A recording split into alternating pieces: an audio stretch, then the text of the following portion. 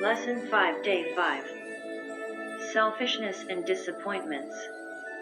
Christ of love and teacher of humility, I come to you to ask you that from your kingdom, open my spiritual eyes, begging you that from your head, your hands, and your feet, send me rays of light and wisdom, to always be close to your truth.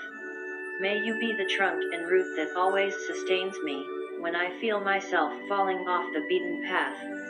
Put your hands on your head, then open your arms facing upwards.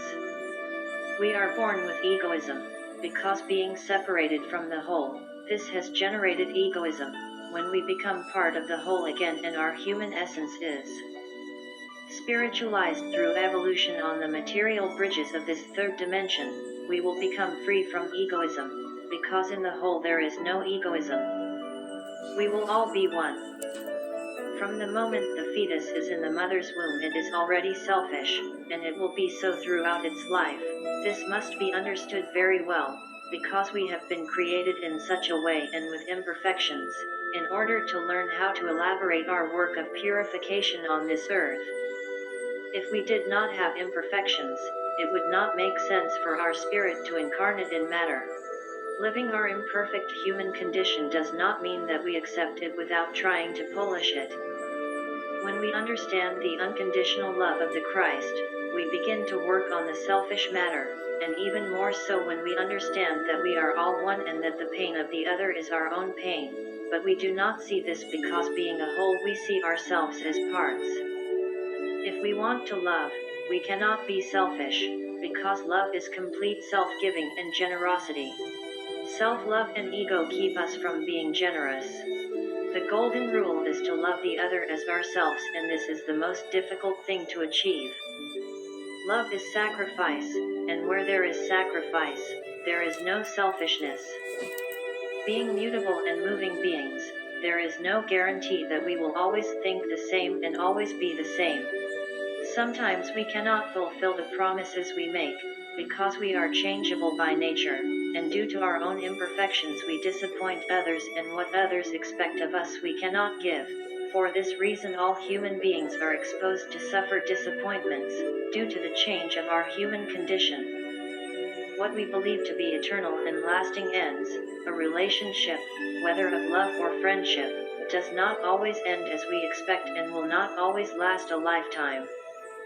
Love and friendship are sometimes just illusions and circumstances, but the lover and the friends change and undeceive us, and at the same time we undeceive our friends.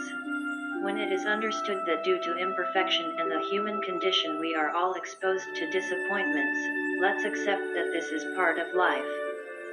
No relationship is guaranteed to last forever, and that it will always be of the same intensity, as things, feelings, and relationships wear out by using them. The way we deal with disappointments in life is the bridge to increase our strength and maturity, and we must understand that they are part of our human experience on this plane. Truly, the beings we love the most are those who deceive us the most and make us suffer.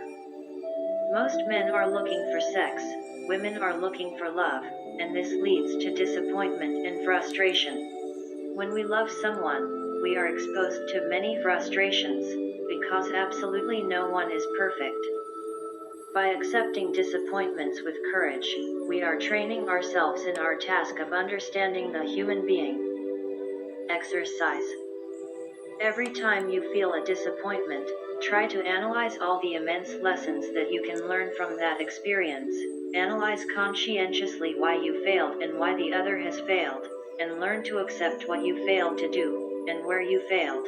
Because when there is a disappointment or bad experience between two people, each party has responsibility, although not necessarily, but on many occasions.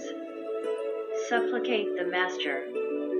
Wise Master, Christ of love, may every disappointment in my life turn into roses that are sown in my soul without pain, because I have finally understood that every disappointment brings me an immense lesson.